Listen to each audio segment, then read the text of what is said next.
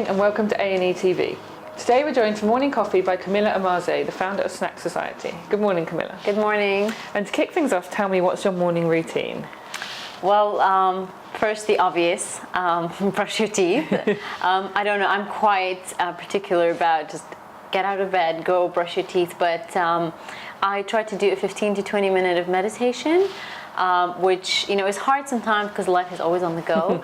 And then breakfast, very, very important meal of the day, as everybody knows. And then I like to start my morning nice and easy because it sets the tone for the day. Yeah. Okay. And tell us about the Snack Society. What was the idea behind it? How did it come about? So it was January 2016 when I lost my job. I was in the corporate world. I lost my job and I was absolutely devastated. I didn't know what I wanted to do. So when we're devastated, we turn to food, comfort food. So I got in my kitchen and I started making a lot of snacks for myself, also because I suffered from a lot of digestive issues such as bloating and cramping and all sorts of stuff. And I couldn't eat a lot of stuff that was available in the market, like, your regular chocolate bars. So I started making my own snacks. And I made an Instagram page. Before that, I wasn't on any social media. So I started my own page and I started posting all these nice recipes. I used to make vegan treats, and people started messaging me, "Can I buy them?" And I was like, "Can you?" So that's where I started, and it picked up. It just picked up from there. Okay, and I think there's a lot of misconceptions about vegan diets and clean eating these days. So what's your take on that? I think we're all human at the end of the day, and there's no one size fits all for any diet. Yeah. Everybody suffers from a lot of different allergies and intolerances.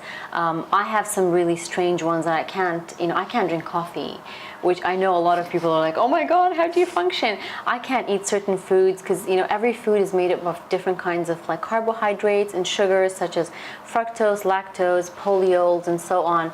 So there's a lot of things. You just need to figure out what works for you. There's a lot of plant-based food that doesn't work for me, like sweet potatoes, for example, cauliflower. It doesn't work for me. So you just need to figure out what works for you, and just that's my take on it. And I don't like the term clean, because what's the opposite of clean? Not so clean. So I don't like that, and I don't like the term cheat. I like treat, and we're human at the end of the day. We are going to fall off the wagon, and that's okay. Okay. And what do you think is the biggest challenge that you face? Launching my product. That was the biggest challenge. I've been working on my product for the last 18 months. Well, it's close to 2 years now. And it's still not launched. Yeah. It's so hard to find a food manufacturer, and get all these approvals and different stuff. But I'm very, very close to launching it. So. Oh, yeah. Amazing! And what about your biggest achievements so far? There's been quite a few, but recently I would say my work was recognized for social media awards and in the visionary category, and. That was in the short period of time. I've won 2 awards, and that's just been. I've been so grateful for that. Amazing! Congratulations! Yeah. Thank you. Okay, moving on. What's the professional motto that you live by?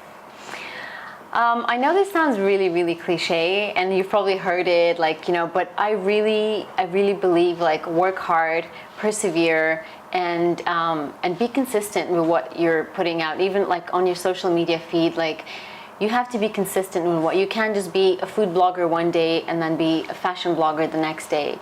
So I try to put out a few elements of my personal life as well, but consistency, hard work, a lot of perseverance, and it does pay off. Okay, perfect. And who's the person that inspires you the most? Again, this is so cliche. Oprah Winfrey. I just feel I know a lot of people say that, but I'll tell you why. There's a lot of things that happened to her. She talks about her life story a lot. A lot of things that happened to her that happened to me as well. She lost her job, and she was devastated, and and a lot of that happened to me. And she started becoming popular, and she started a TV show much later, like me. I'm in my 30s.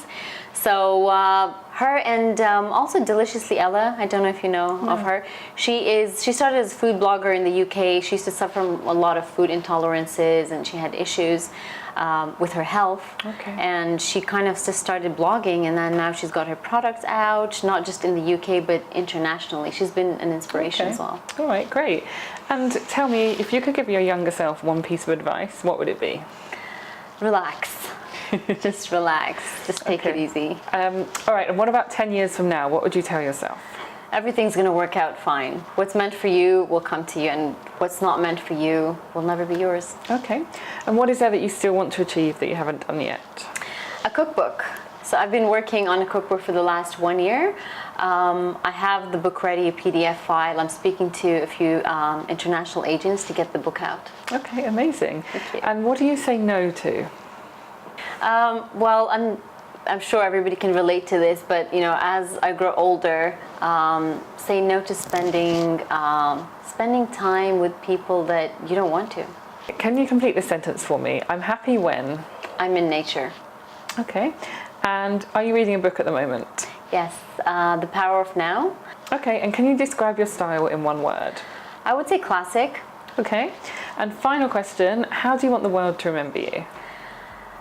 Kind, compassionate, down to earth. Perfect. Thank you so much for joining us today. Thank you for having me. It's been a pleasure. Thank you.